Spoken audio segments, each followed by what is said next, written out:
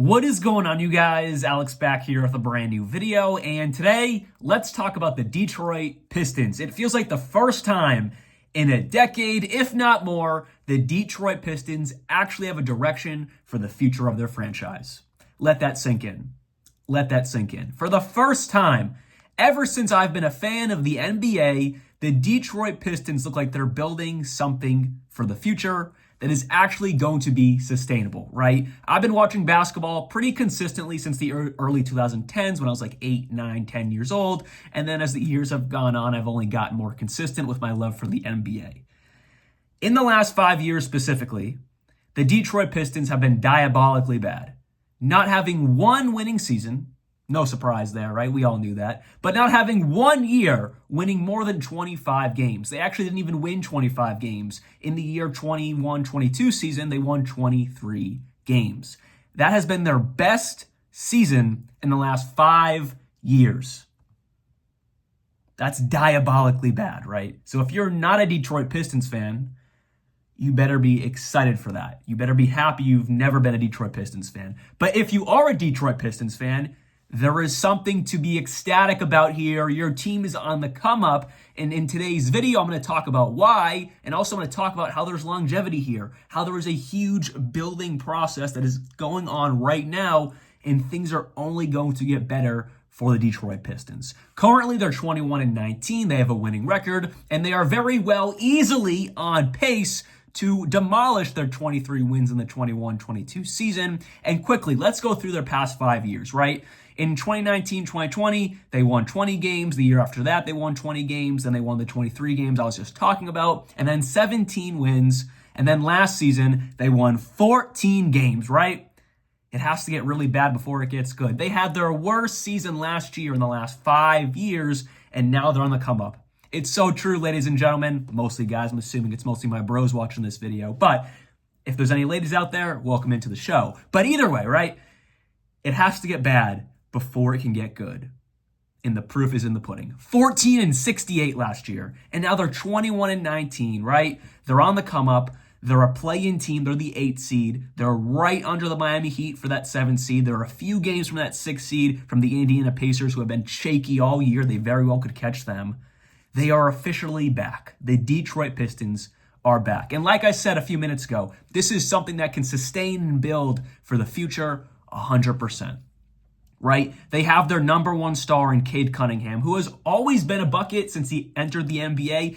His rookie year, he averaged 17 points. He's been a bucket ever since, but now he's averaging a career high 24 points per game, 9 assists, and 6 rebounds, shooting 46% from the field, 38% from three. Can you ask much more from a young guy in the league? Not really, and he's only going to get better as the years go on. Cade Cunningham has turned into the number one star. We've known he was the number one star of this team, but they've been bad. But he's turned into a true superstar in this league that is now a number one star on a team that is above 500 and on the come up.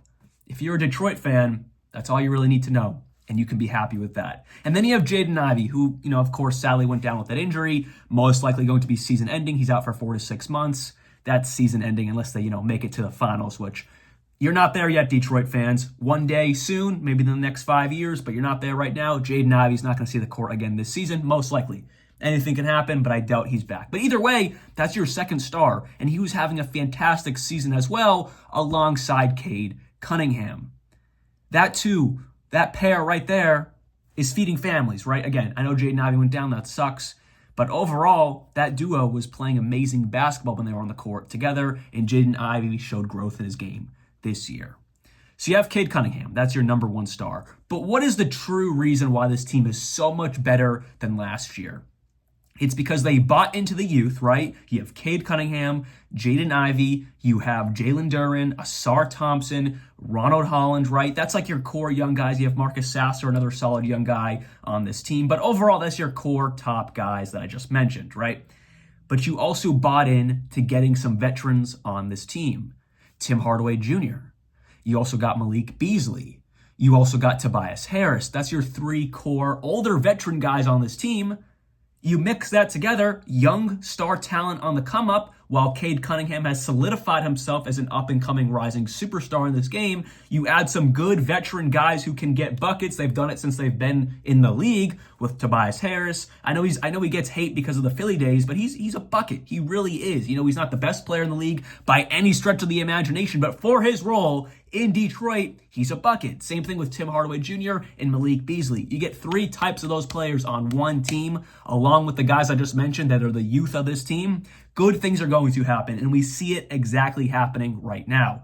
You think it's just a coincidence that you have this good core young guys? They're finally a good team when you add some good veteran depth to this roster? No, it's not a coincidence. So if the Detroit Pistons keep this up with the continued growth of Cade Cunningham, Jaden Ivey, getting Asar Thompson and Ron Holland more involved in this youth movement here that's continuing to grow, but you also keep that veteran presence, whether it's Tobias Harris, Malik Beasley, Tim Hardaway Jr., or in a few years it's a new cast of older veterans that are going to be older at that time. Whatever it is, that is what you want. If you look at any good successful team in the NBA, right? You look at a lot of these successful teams across the league, they have a mix of great youth and great veteran presences, right? It's not 100% of the time. There's some really good young teams that are just good because they have superstars like the OKC Thunder. There's no true veterans on that team. It's mostly built of really good young stars that have just blown up, right? There are a couple vets on that team, but Alex Caruso, that's really about it. Just off the top of my head, there's not many veterans on that roster. But you look at the Boston Celtics, right? They bring in Drew Holiday. They bring in Kristaps Porzingis. Obviously, Al Horford's been there. And then you have the young guys in Jaylen Brown and Jason Tatum who aren't so young anymore like the Detroit Pistons team, but you get the idea. Any successful team that is looking to build for the future and long-lasting success, they have the core group of young guys, and then they have some veteran good role players, or maybe a star or two depending on the team. And that's how you grow, and that's how you become successful, because the veterans can teach the young guys, and they also can help the young guys be good on the court by, Cade Cunningham drive and kick action to Tobias Harris, Tim Hardaway Jr., Malik Beasley, and they're scorers, they're bucket getters, and it's a perfect mix of youth and older veterans, or just veterans. They're not that old, but it's a perfect mix. The Detroit Pistons have finally found the formula that works, right? They finally did it. And they're proving it. They've won 8 out of their last 10 games. And granted, a lot of these wins are versus pretty bad teams. But that's a W. That is a W, because no matter if they're beating the Charlotte Hornets, the Orlando Magic, who are sadly really injured right now. I know Paulo just came back, but overall, they just can't put points on the board. Really, they score the least points in the league. They just cannot put points on the board. They're not the best team right now. No matter what team it is, I'm just looking at their last games. They beat the Raptors. They beat the Nets, they beat the Hornets, they beat the Magic, but they've beaten some good teams as well. The Minnesota Timberwolves, who record-wise isn't great, but they have Anthony Edwards and a good cast there. I just think they're good no matter what their record is. But then their most recent game, they beat the New York Knicks. That's not an easy task to do. And it's led by, of course, Cade Cunningham being that lead dog with 36 points. But then you have Tim Hardaway Jr. getting his buckets in there with 10. You have Tobias Harris getting his buckets in there with 11. You have Malik Beasley off the bench getting his buckets in there with 22. My point exactly, right? My point has just been proven. The veteran good guys on this team are scoring buckets around the youth of this roster. And they're beating good teams because of that.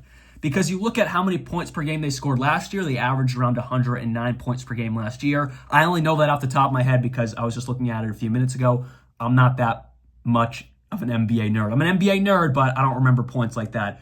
I was just looking at it before I click record, so that's why I remember it. I appreciate it, though, if you thought that was cool. I just rattled it off my dome.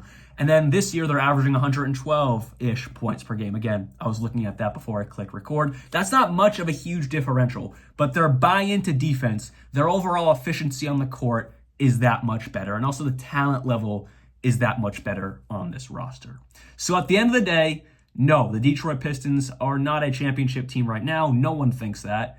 But ever so slowly, they are growing something extremely special with Cade Cunningham, Jaden Ivey, Jalen Duran, the young guys in Ron Holland, or the younger guys, I should say, in Ron Holland and Asar Thompson, Marcus Sasser. I've always liked him back to his days in college.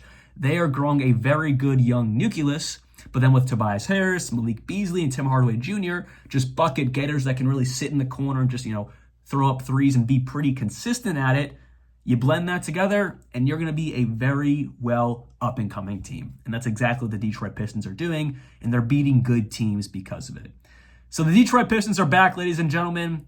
and I'm excited to see where this ride goes. JB Bickerstaff, it wasn't working in Cleveland.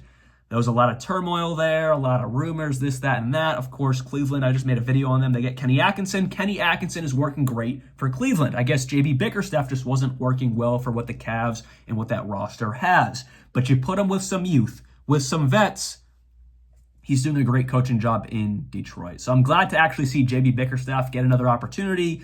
Obviously got fired from Cleveland, comes to Detroit, and they're finally good again, growing something special. So I'm really happy to see this going on in Detroit. For some reason, the last few seconds of the video, the audio got all weird. But anyways, a closing question. Looking 2 years down the line, 5 years down the line, where can you see this Detroit Pistons team being with Cade Cunningham, Jaden Ivey, and the rest of this youth, plus some of the good veterans? Where can you see this team being? A deep playoff team, maybe a championship team in 5 years? Let me know your thoughts down in the comments below. Anyways, hopefully you guys did enjoy today's video. I'll see you guys very soon, and like always, peace out.